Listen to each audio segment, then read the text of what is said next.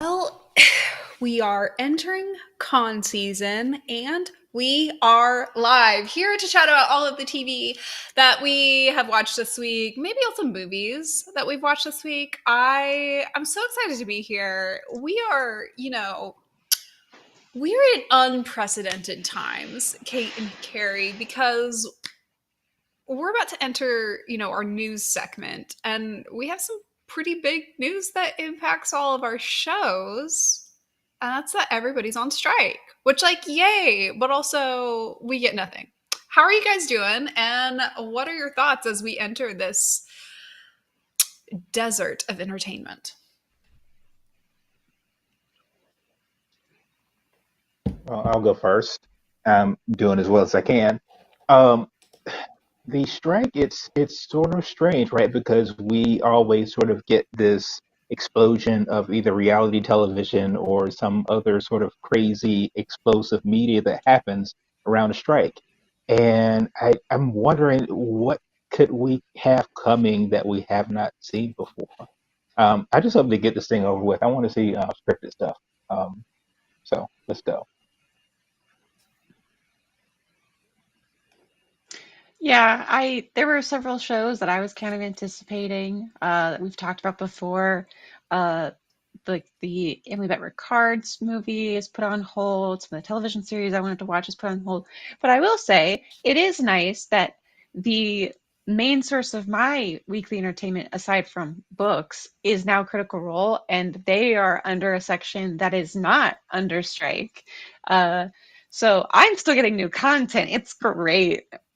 Um, Kind of a little bit of a side tangent on the news section of that. They did actually just put out a interview with Wired, which is like the most melancholy, bittersweet interview I've ever read for them.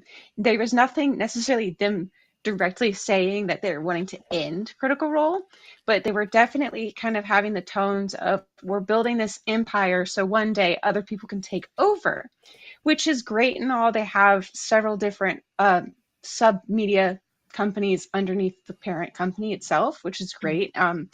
But it is kind of this sad little bit of a we're not sure how to take that. What do you mean that you guys are all like everybody mentioned something about moving on one day or the possibility of retiring from this, and it's sad to think, and I don't think any of them would ever fully step away unless 20, 30 years down the line, but in the next 10 years I don't think anybody's fully stepping away. But I doubt that after this campaign's done it's going to look the same. It's not going to be all of them all the time.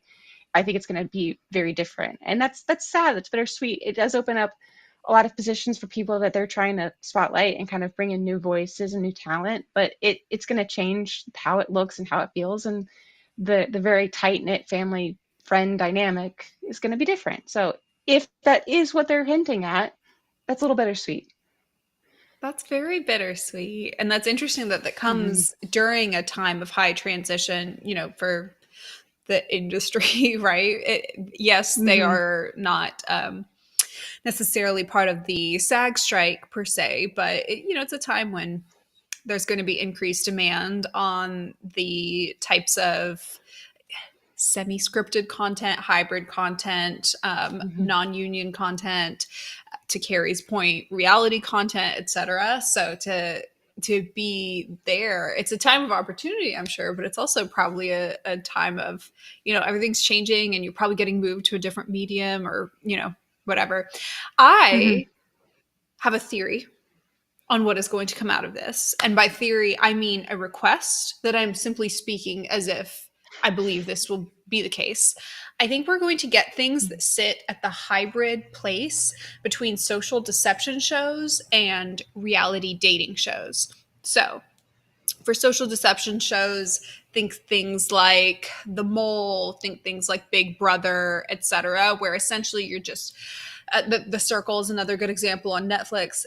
Things where you're not dating, it's not a relationship based show, but you're just trying to either become the most popular, lie your way into winning, like that kind of thing. Intersection between that and dating shows. And I think the only current example we have of that that's sort of in an explicit sense is Too Hot to Handle, which is ultimately a mix of social deception and dating.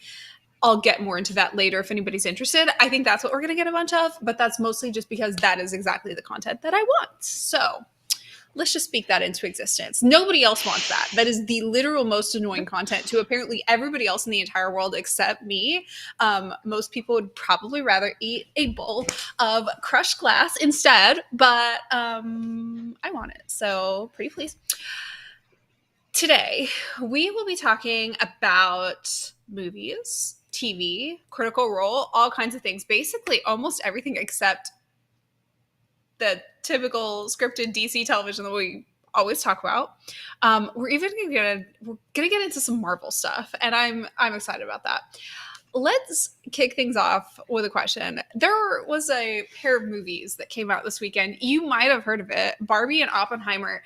Did either of you get a chance to watch either of these two movies or choose to watch either of these two movies? What are your thoughts on the Barbie Oppenheimer era? I didn't get to watch either. I want to watch both, but if I can only watch one, I'm sorry to say it will be Barbie. I'm not sorry at all. It will Don't apologize. wholeheartedly be Barbie. I have not seen either. If you were to force me and say, hey, you have to go sit in a movie theater for 3 hours and watch one of these movies, um, it would probably be Barbie. And I can't believe I'm saying that out loud, right? Um, if for no other reason you get Margot Robbie, I mean, I'll go watch her pretty much in anything. So that's the selling point right there. Yeah, I watched And both with of them the this weekend, so I will be the representative of the two. It's really hard to compare almost apples to oranges between the two and say which one was better. I really enjoyed that we had this sort of unprecedented double feature, and they cross promoted and they did their marketing magic, or really Barbie promoted Oppenheimer, if we're being honest, and that was really fun. I'm already dreading the insufferable pairs of movies that will come out in the next 4, 6, and 8 months, where they're trying to force that same dynamic to happen again. It's going to be really, really cringy and reek of a, marketing manager desperately trying to get you to buy double tickets for the same day. But for this one, situation, which was perhaps not organic, but had all of the smell of being organic, it was very fun. Speaking of smell, the Barbie movie theater on Friday night, on opening night, best smelling movie theater I've ever been in.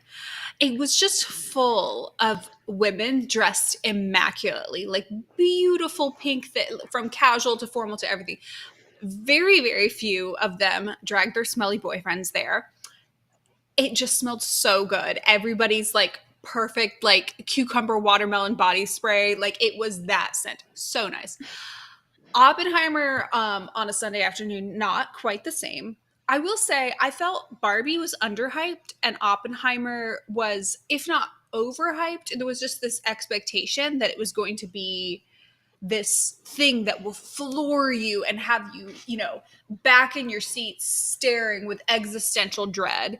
And it did, but not in the way that the Daily News doesn't. Whereas Barbie, I felt there were moments that kind of unexpectedly touched you right after some weird comedic sequence that had you, in this sort of mysticism. What's the term? Hyper mystic, reality, whatever type of thing, where you're sort of immersed in this hyper world environment that alternates between absolute reality and absolute non-reality. They would take you in this comedic direction that has you just suspending disbelief and laughing at something, and then absolutely whip you back around and have you face humanity straight on. It was great. I think you would enjoy both. The most important thing that I want to communicate to those who haven't seen either, I used to be a Barbie laster, which means start with Oppenheimer, get depressed, end with Barbie, and happy. I watched Barbie first. I cannot recommend that highly enough. Watch Barbie first, because you will not end the Barbie movie necessarily happier per se, and you will not end Oppenheimer in the right state of mind to watch Barbie. You'll end Oppenheimer confronting like the follies of man and how we're all going to self-destruct, and that's not going to put you in a place to really embrace humanity and all of its like highs, lows, and complexity that Barbie requires. So watch Barbie first. I now That is toss. interesting. Yeah. I do have a question for you though. Yes, Do please. you feel like if Oppenheimer came out by itself, do you think it would have done as well commercially as it did without Barbie? Because I don't feel like it would have. No. I think it was riding Barbie's coattails. So Cammie kind of referenced this, but for anybody who doesn't know, this was the first Christopher Nolan movie that he did without WB. And it's highly theorized, basically confirmed, that WB decided they were going to release their big movie on the same day as if to hurt his sales. And it backfired, but I think, to be honest, it helped both of the movies I agree. in sales. I just think I would argue it helped Oppenheimer more. I agree. I agree with that entirely. I think that Mhm.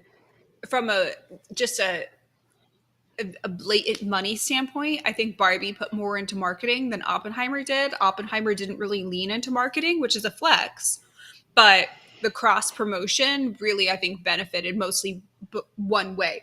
But Barbie benefited in that the people who would be seeing Barbie, like ironically, I guess, having that cross promotion with Oppenheimer really gave them a like mental inlet into seeing it ironically, even though, you know, you're probably going to enjoy Barbie. Like, you're going to enjoy Barbie more. You will simply Mm. get more joy and entertainment out of seeing Barbie. Oppenheimer is a very important film. It's a great film. I loved it. Loved, you know, every second. But you are facing some of the worst decisions, you know, humanity, man has ever made, right? It's not something where you're going to come out of it feeling better about humanity, or you haven't learned anything from it, because we haven't learned anything from it, which is the ultimate, you know, depressing end to the entire thing. Whereas with Barbie, you're going to be entertained. There's great comedy. There's, you know, beautiful moments and funny sets and bright colors and, you know, whatever. But also, if you are trying to get anything out of it, or if you are trying to experience like a glimpse of humanity, you'll have that in a more unique way than Oppenheimer, which is only retelling a really awful, horrible time in history in a awesome cinematic, you know, overblown way, which is fantastic, but it is not something that you don't know going into it what it will be. Mhm. 10 out of 10, no notes. Okay, I want to hear about what you guys watched this week. Stormy in the chat says, "Hi everyone, nice to be spending some of my birthday with you." Happy birthday, Stormy! Oh my Happy birthday, goodness. Stormy. I love summer birthdays so much. Stormy says, "I'm looking forward to Barbie. You will love every second of it. Please put on some awesome sparkly birthday outfit and enjoy yourself at Barbie as soon as you can." It was great. What a good birthday movie that would be. All right, Carey, I'm going to toss it to you first, because you happen to have watched a Marvel piece this week. Tell us what you watched as we work through our last remaining dredges of television before the drought. Well, I had the good fortune of um, watching the finale of Secret Invasion today. It was basically a six-episode um, series, obviously focusing on Nick Fury, um, which is incredible and fantastic because he's a character who's been around since 2008, since the very beginning, Mm-hmm. and we do not know much about Nick Fury other than he put together the Avengers and what we know of him from Captain Marvel. So I, before I get into my criticism, let me just say this: the performances in this series were fantastic. I mean, you've got Don Cheadle, you've got Samuel L. Jackson, you've got what's his name, Kingsley. I think he was obviously in Barbie recently as Mhm. well. It was Amelia Clark, a fantastic cast that Mhm. gave fantastic performances. But here is my problem with Secret Invasion, right? Mm. I'll try to go through this without spoiling too much. Spoil I'm not a away. comic book I'm not a comic book guy, right? But I know enough to know that Secret Invasion story is a story that's probably just as significant as like the Infinity Saga, right? It has the potential to be a game changing, world changing, sort of landscape changing event for the Marvel universe. And it, when you put that in a television series, by definition, that narrative and that scope gets smaller, right? And Mhm. so, because it's basically about a bunch of aliens who can shapeshift and can be anyone, right? And with a as rich as Marvel is in terms of its movies and its characters, to think about the fact that there could be some alien with malevolent intent being any one of our heroes is pretty. It's a pretty interesting premise as far as I'm concerned. Um, and I mean, when I say anyone, could it be anyone? And I mean, we're talking about 23 movies deep, 26, 30 movies deep. Could be anyone, right? But you can't really get that scope on a television show, even if it's 6 episodes. Maybe if it's like 15 or 20, maybe you start digging into that a little bit, right? Um, but Disney Plus just felt small for that story. And Mm. so if your platform is going to be smaller and more intimate, then what you would hope is that they take an opportunity to tell a smaller and more intimate and more character driven story. With someone like Nick Fury, that would have been fantastic. With an actor like Samuel L. Jackson, that would have Mhm. been fantastic. You got Don Cheadle, you got all these great actors. And while they gave great performances with what they have, um, there's really only, say, one or two significant things that we find out about Nick Fury at the end of the series that we really didn't know about him back in 2008. And and that's sort of the letdown for me, right? Because if you're not going to give me the scope, give me the narrative, give me the story. Because a lot of it was about what sort of impact the snap or the blip had on him. Because we're talking about a character who, from the very first time that we meet him, he's the smartest man in the room, right? And so for a period of 5 years, he was gone. The world moves on. He comes back and he's no longer that guy anymore, right? And that would be like a really cool story to tell about how does he find his footing again? Can he find his footing again? And the mistake that they made, I feel like, was they told about what the blip did to him. Everyone that he Mm. came in contact with says, "Hey, you haven't been the same since the blip. You haven't done this since whatever, right?" But they didn't show that to the audience, right? Didn't show what it was like for him when he got back, or in those 5 years. I mean, I know you can't do all of that in like 6 episodes, but they didn't really do much or any of that. Um, Mm. and so that was disappointing. And I say that, but it still had fun moments, still had a lot of drama, still had a lot of tension, still had a lot of things that will have a significant impact on Marvel and the MCU going forward. But it just felt like it was so much set up for what's coming next, and sort of a recap of what happened before, rather than a story of why are we here with Nick Fury at this very moment. And so that was sort of the letdown. And the last thing, right? We know about Nick Fury has done like sort of drastic things to save the world. He's Mhm. not he's a hero, but he's not necessarily a good guy, right? He's an And ends so many. justifies the means kind of person. Ex- exactly, right? And since he's on the side of our heroes, we give him a sort of a pass and thinking, okay, hey, he's a good guy. But he does some pretty devastating and terrible things in the sort of pursuit of that. And you started sort of seeing those things in a different light in this series, which is great. I just don't know if they leaned into him enough because some of the things he did should have significant and incredible ramifications amongst the hero community, but we don't get to touch on that. It's sort of like, hey, this is what happened. I guess now we'll find out later how everyone feels about what he did to accomplish this end game that he had that we're not really clear about. Hmm. The very last thing I will say is the series concluded by creating um, this significantly powered, pretty much overpowered, godlike character. And it just which is fantastic, but it did it I don't want to say it didn't feel earned, but it's sort of like you've created the ultimate weapon, and so now like what do we need everyone else for? What does everyone else have to do?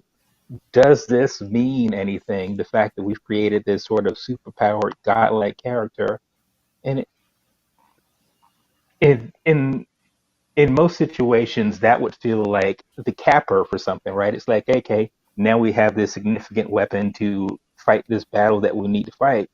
In this situation, it's sort of like, hey, we have this superpowered character, and now what? What are we going to do? It's like all of the really, really good things that could have happened and probably should have happened um, are sort of left for other shows and other movies to deal with. And that's always sort of been Marvel's problem once they created this sort of interconnected universe, because it's like they don't have to tell complete stories anymore. They can get by just by basically saying, hey, this is something we know you'll be interested in. Here's the hook. And now follow it later down the line with something else. And I don't know, man. I don't know if this had came out, say, 15 years ago, it would have been incredible. But we've seen it all before, right? Right down to the third act conflict between um, hero and a villain who have the same powers. How Hmm. often are we going to have that? I mean, I don't know. I sound exasperated, but it's still fun. There's still really good elements about it. There are really good performances. Sometimes you go to like a bad party, but if you hang around like a couple of good folks, you'll still have a better memory about it, right? It's like, hey, I'm going to like, yeah, it's like I'm going to a party I don't want to go to, but I'm taking a few of my friends that I really like, and I know they're going to make it pleasant. And that's sort of how I feel after having watched Secret Invasion. Um, I know that was long-winded. I Making and an I'm giving you analogy that Marvel in general is like a bad party where you can choose to hang around the few good friends is such a perfect analogy of Marvel. Like, yes, exactly. and and I'm saying watch it because there are some great performances, but Hmm. there's just a lot of wasted space.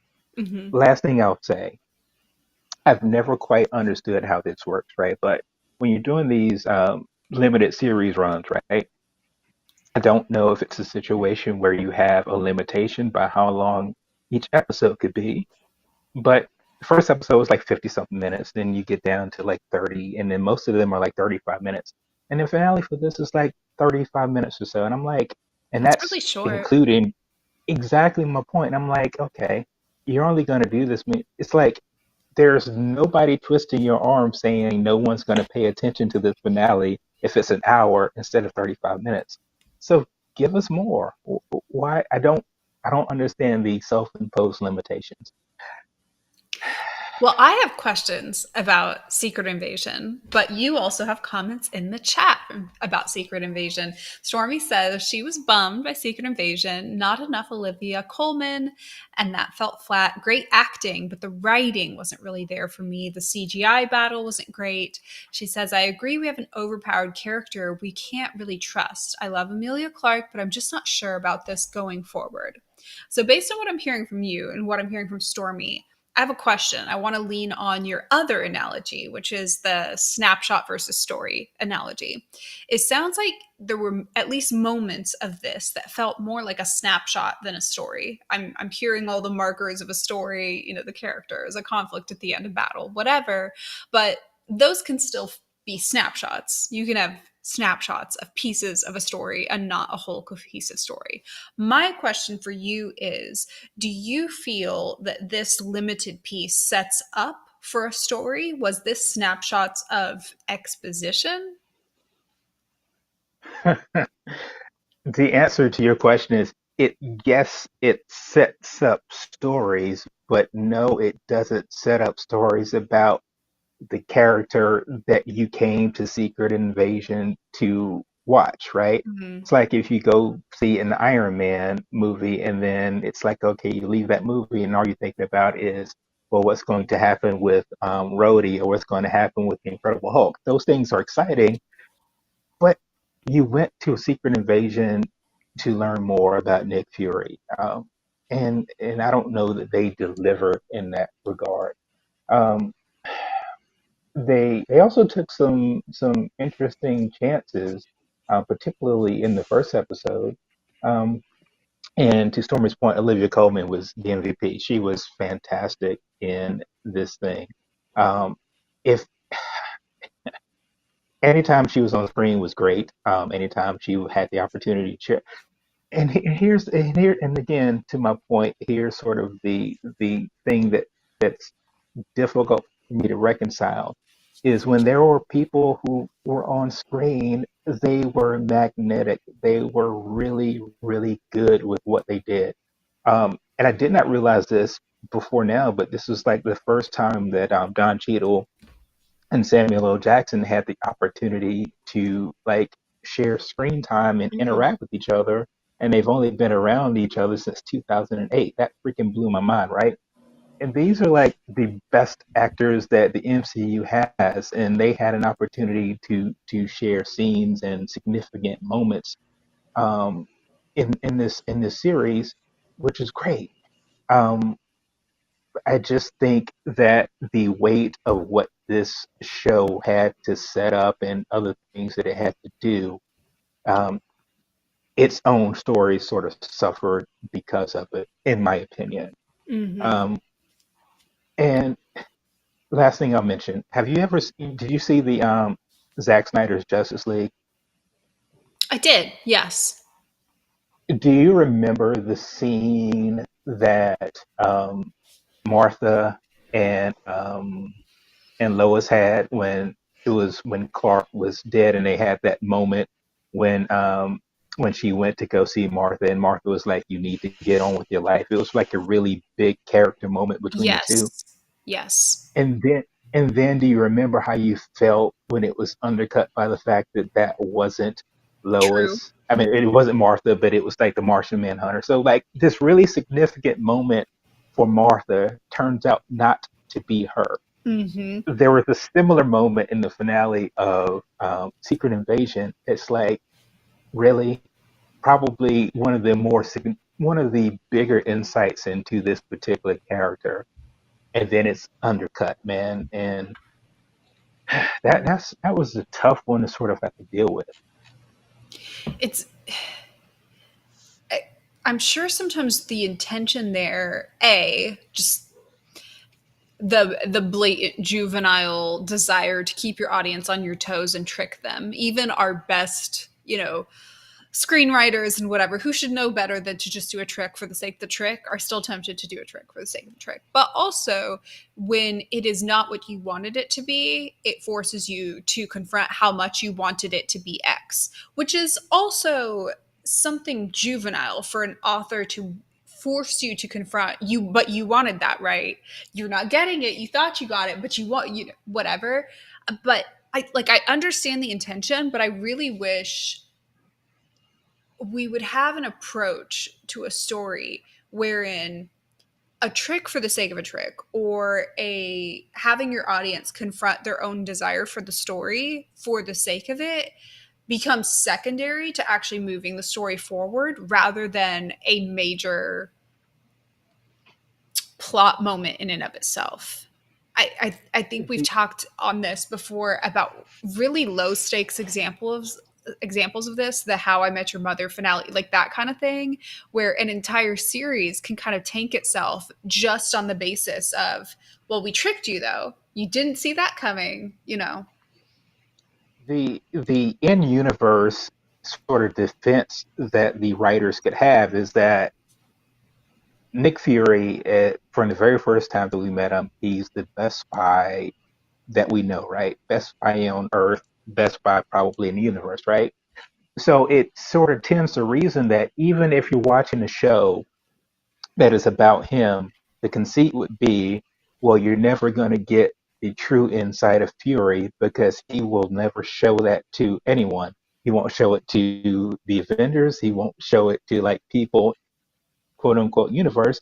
So why should we as an audience get it either, right? So that could be the in-universe defense for why we don't get more insight into Fury. And if there was sort of any sort of nod to that in the narrative of the show, then you would have like an aha moment, right? But it just didn't. Maybe someone will come out and say, well, that was kind of sort of the intent, maybe perhaps. But the fact of the matter is that it wasn't evident in the story that you put out to be consumed. It would sort of be like a hollow argument to make after it's all over, right? Mm-hmm. Well, somehow this discussion still makes me want to watch Secret Invasion. So there's that.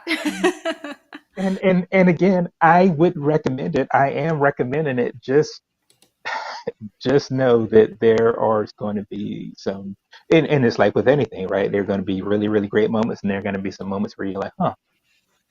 But yeah, I recommend seeing it. Some wrap up thoughts in the chat. Stormy says, we still don't know when Rhodey was taken over by Skrull. I need to know if he was himself when Tony died, if he missed the death of his best friend, that will massively affect him. And she also says, we just leave Fury doing what he said he would decades ago, finding home for Skrull. So lots of The, spoilers there, but good summary. can I mention something about it? There Absolutely.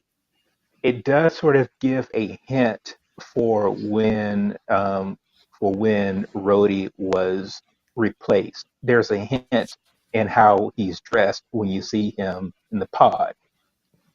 But everyone wants to know. It's like, okay, we know now when he was essentially replaced. But the question is, what does that do to him? And of course, the answer is that we won't find out until they do Armor Wars because it's set up, right? Right. And so that's the frustrating part. So But it makes it feel like an incomplete story because it's very intentionally an incomplete story. yeah, Yeah. yeah, all these Marvel projects are basically Empire Strikes Back. Great stuff, but they're not full stories. And I'll die on that hill. Well, Kate has an excellent transition to a story Hmm. that requires lots of weight and many installments with a lot of patience in between. And there's nobody better to demonstrate patience and being here for a long time, not a good time. So, Kate, with that setup, what is Yeah, it that you watched this week? I watched what I've talked about before already today, as well as previously, Critical Role. And it's just like another little hint, hint. There's some really great writing, but it's not writing, it's all improvised out there during this drought we're about to head into. So, in the 65th episode, which came out 2 weeks ago now, we had a very key moment that we've been waiting for pretty much the entire time this campaign, which was there was a kiss. And there's been kisses, there's been like romances before in this campaign, but not between these two characters. Now, these two characters, to be honest, I didn't care if they ever had a romantic relationship or not. I loved their platonic love, but that scene was incredibly important and is an indication of just great storytelling. Okay, tell us who it is. To It's Imogen and Laudna. Okay. Now, so like key insider, I've cosplayed as Imogen and like kind of not even low key, just fully relate to this woman, so it's really great. Um, but to kind of give some backstory, Laudna is, the woman killed in effigy of Vexalia, hung in a sun tree. So if you've watched any amount of Legends of Vox Machina, you of course know who that is. And but she somehow survived being, murdered and comes back, but now has the voice of Delilah Briarwood in her head, manipulating her, often controlling her body, making her do things against her will. Really great. She's having a good time. And basically, the 30 years since her death has been kind of walking around from town to town as a social pariah, being hated because she looks like a dead woman and has these mysterious and scary powers because of Delilah's possession of her, until she meets Imogen. Imogen is this young 20 something, kind of really freaked out and stressed out and anxious. She has powers of lightning that she doesn't really understand why she has them. She dreams of these terrible red storms, and she has this very, very painful ability to hear everybody else's thoughts around her, and she can't stop it. So it's just like constantly being able to hear everybody's thoughts about you, about everything happening, and it both makes her self-conscious as well as it's just loud and oppressive and painful. I would hate that. I Yeah, never want to know what anybody else is thinking. no. This is kind of Especially not about compounded by the me. fact this is compounded by the fact that like her mom left and she doesn't know why when she was really young. And when she starts to present her powers, her father becomes really distant. We later learn that's because of the reminiscence between her and her mother having similar powers. Her dreams, there's a woman talking to her that very clearly is her mother telling her to run from the crazy storms. And basically, she becomes like a reclusive hermit, very guarded, doesn't talk to anybody, feels very alone until Laudna comes into town, and they're actually able to kind of see each other through the persecution and the pain that are living in this small town it has. So they go off on like a little girl's road trip across the continent, kind of helping each other find answers to their powers until Just they gals being join, pals. just gals being pals. Uh, they join the big group that is kind of the main group of this story, uh, in kind of the say like, I'll help you if you guys help us find answers. And sadly, they find a lot of answers. They're both extremely connected to the world-ending event that's approaching, uh, including the fact that the God Eater that is being released from the moon is probably what gives Imogen her powers and is like sending her into a constant existential dread crisis because yeah, her powers are cool. Yeah, she's doing like using them for the good of everybody. But does that still not make her evil or evil adjacent if her powers come from an evil entity? Ooh. Um, Basically, in Very kind of their complicated. search, in one of their fights, one of Imogen's enemies kills Laudna. They go and save Laudna, but then they have to fight the spirit of Delilah Briarwood. In this fight, Imogen kills Delilah, but is very insistent that we don't bring Imogen or Laudna back unless Laudna is okay with being brought back, because Laudna's biggest fear is being controlled and manipulated, which is an important fact. That's why I mentioned it. It's important. So as I like running into this big old battle where the god, like the sun, or no, sorry, the moon is about to be brought down to the face of the planet, and it's a whole big old deal. Imogen basically finds a way to kind of block out the sounds that are all around her. She gets a moment of peace, but she can't enjoy it because they're about to go into like a world-ending fight, so they can't talk to Laudna. During the world-ending fight, they're separated, like thrown across countries. They can't talk to each other. When they finally, or when when separated, Laudna is forced to kill somebody, like murder somebody she didn't want to because he betrayed her. It could possibly have released Delilah back into this plane of existence. We're all real worried about it. Laudna and Imogen are finally reunited, and Imogen basically says, "It's so weird that I can't hear your thoughts anymore." And Laudna's like, "Well, just ask me. I'll always tell you." And Imogen says, "Can I kiss you?" Which the cheers of a million shippers streamed into to the night. But most importantly is what she said after that, which is, "Can I kiss you? I can't tell if it's all right anymore," which is one of the most like theorized phrases we've ever had. People are like, have they kissed before? Is that what she means? And I will die on the bridge of no, they haven't kissed before. Laudna's never even considered it as an option. Imogen just wanted to make sure, Imogen, because she could hear Laudna's thoughts the whole time, could just hear Laudna being like panicked and freaked out and in her own head about the whole Delilah situation, and never wanted to push Laudna into doing whatever, and always wanted it to be Laudna's choice. So finally not being able to hear Laudna allowed her the opportunity to go, okay, I have to ask you, is this okay? And that, and then them kissing, and it leads into this whole confession. And Lana has to confess, I think I murdered somebody and I feel bad about it. Am I evil? And I feel guilty because that murder might have let Delilah back into this world, and you guys almost died to save me. What do you, and just this guilt, and it's them forgiving each other and understanding each other, and it all coming from a place of friendship and deep, deep love, established as a platonic love at first, growing into a very romantic love. It's great.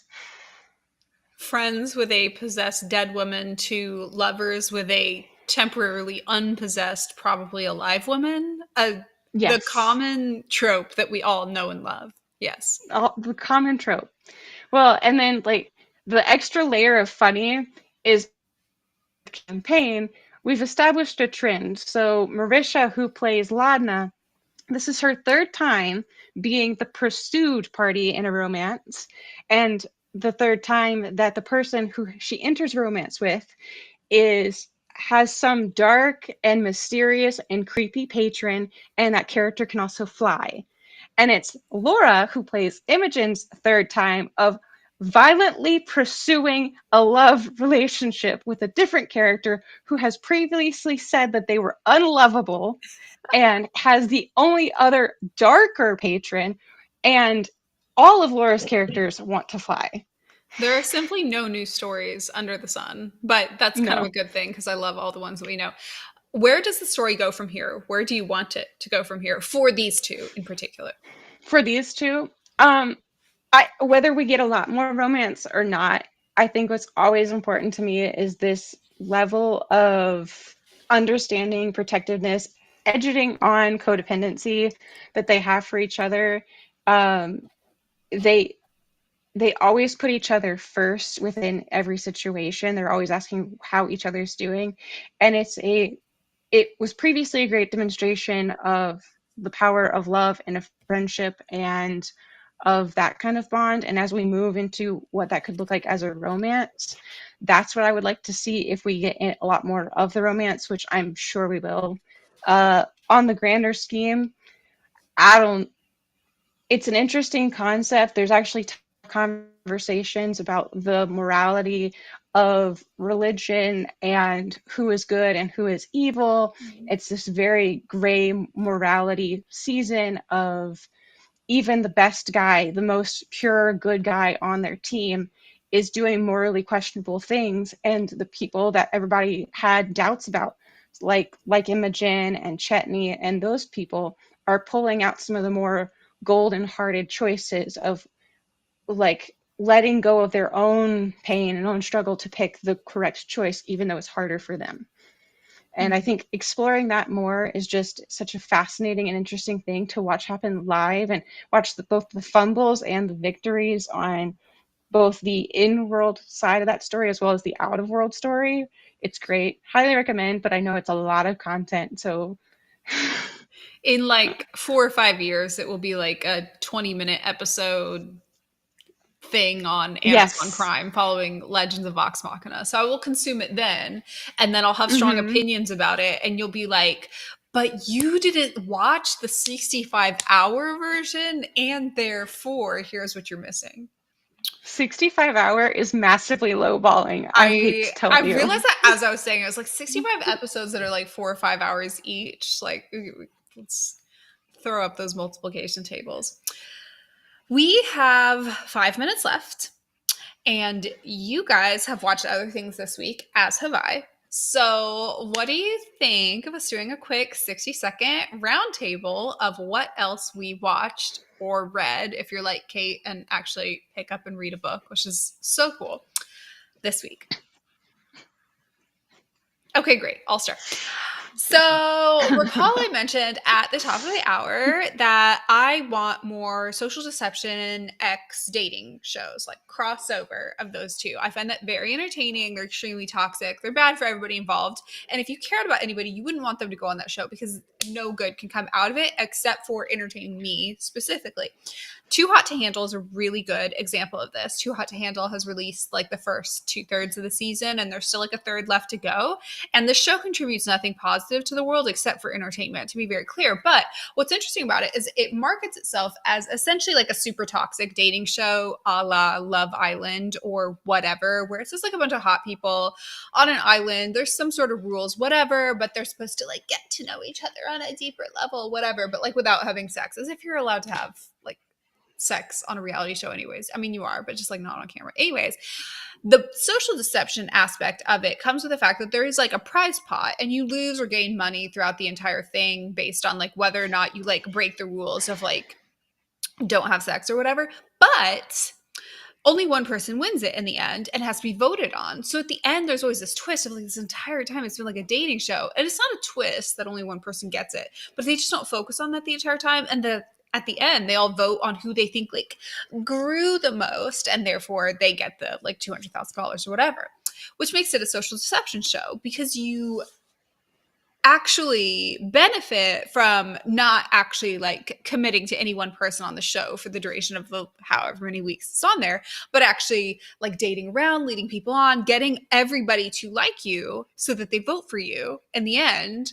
But also in doing so, you're probably breaking the rules and losing your own money in the process, and also potentially betraying people who could have voted for you, whatever. It is therefore a social deception show in the environment of dating, which as execution goes, this is like, this is beta version. Like, this is the introductory to this idea of like social deception X dating. And it will get so much better the longer this writer and SAG strike continues and we're forced to, explore the world of reality shows.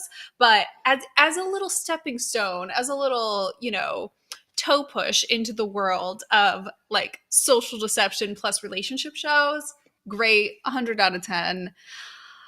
I will toss it to Carey next. And I think I took longer than 60 seconds. Sorry. Nobody's counting. And it's your show. You can do what you want.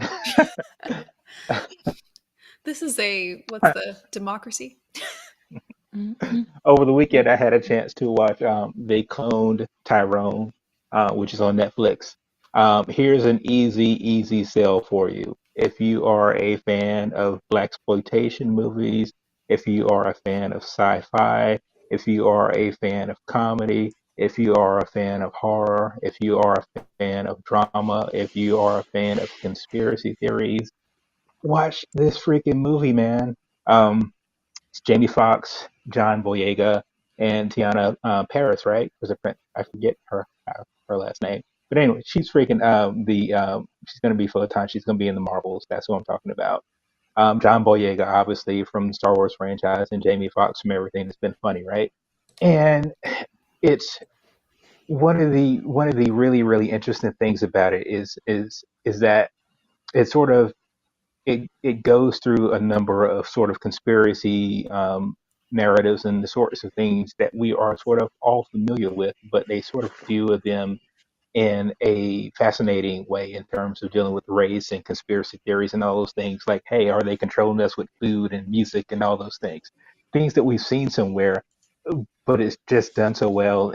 I sort of equate this to like again. when you're at a party, and this is a good party, mind you, but if you're at a good party and you're hanging around with like the good people, then this is what they clone Tyrone is. And strangely enough, the title character doesn't show up until like maybe the last couple minutes of the movie, which is absolutely positively strange. What I would take from this is this. John Boyega played a character who sort of has this crisis of realizing that he's been some sort of pawn or he's been sort of like a piece of a machine in a nefarious way, which is kind of sort of what Finn was in Star Wars, right? Yes. However, in They Clone Tyrone, he has an opportunity. He's freaking fantastic in this. He carries the damn thing, but he has an opportunity to sort of grapple with that and what that means and how he can sort of figure his way out of it and what he can do about it.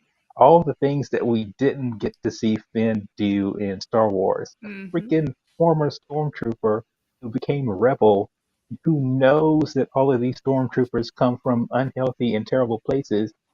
One particular arc could have been, hey, I have to figure out, is there a way to save folks who are in the same position as I was? And we never got any of that. All we got is him killing stormtroopers and yelling with glee about it. That was freaking strange, man. I don't get that take. But anyway, long story short, watch They Clone Tyrone.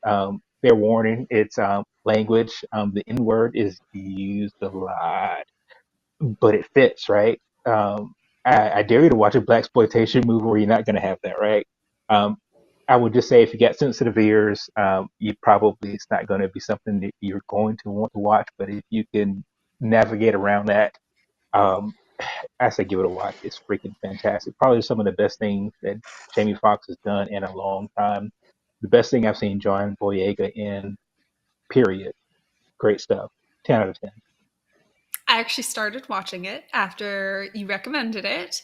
I'm only 20, 30 minutes of the way in, but already so impressed with the world building, the alternating between subtle and in your face comedy. So it keeps you on your toes. Very much enjoying it so far. Very excited to continue. Mhm. A great drop. All right, Kate, you are up. Okay. All right. So I watched the first episode of the new animated Superman show. I don't have any strong opinions. It's cute. Haven't watched a ton of it yet. Just thought I would mention if you weren't aware, there is an animated Superman show. I read a ton since the last time we talked. I finished up the sci-fi series that is one of the Apple TV shows is based off of. I read a ton of Jane Austen fan fictions, variations, just a whole bunch of that because I was in that kind of mood.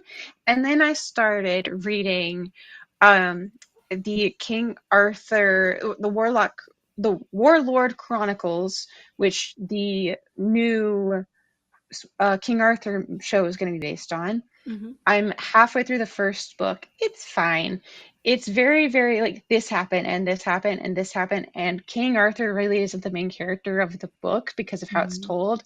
Don't love that. Hopefully, the show is a little more captivating. The other book series I'm reading is way more fun. It's Brandon Sanderson's Mistborn series. So I've read Brandon Sanderson once before, and I will say that this series, I don't necessarily think it's more my favorite. I liked the other book a lot too, but I'll say this one's far more like accessible. Mm-hmm. Uh, the world building, the fantasy system, the magic system is very, very unique. It's very interesting and it's very well explained. Like you're not sitting there confused about how everything works, which is really great. And kind of a great thing that nobody talks about Brandon Sanderson whenever they advertise it to him. And I just feel like people need to talk about it more to the general, hey, you should read this guy. The the ones I've read all have like a B storyline of a romance that's all good and wholesome and interesting. Also, his female characters, there's not a lot. He does like it's a lot of guys and then like two or three speaking roles of girls in each book, but the girls that he does write are really well done. And that's a rarity, especially in epic fantasy written by a man. And so it's very surprising. The Mistborn series follows a girl who starts off at 16 years old, and I mean she's an anxious wreck, but it's really well done.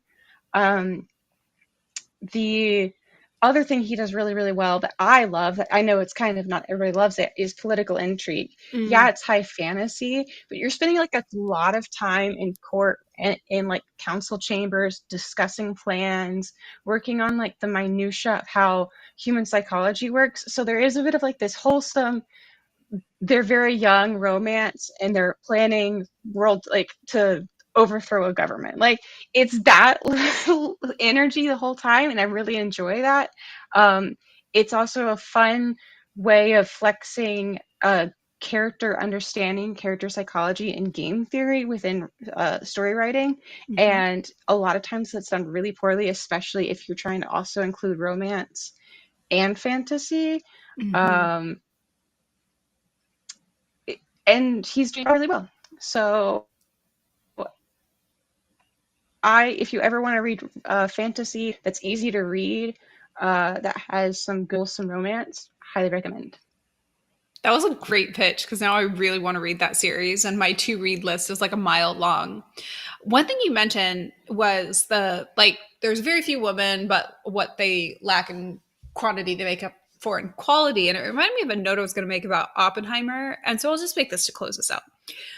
I had some like slight criticisms of Oppenheimer at the top of this, but loved the movie. But one criticism that I have heard is there's almost no women in Oppenheimer at all. Very few female characters. There's one character who does an excellent job with one of the final scenes of the movie, but we see and hear very little from her the entire time, et cetera, et cetera. But recall, this movie was based on a series of extremely terrible, awful, no good, very bad decisions made by men, and women were not really a part of that.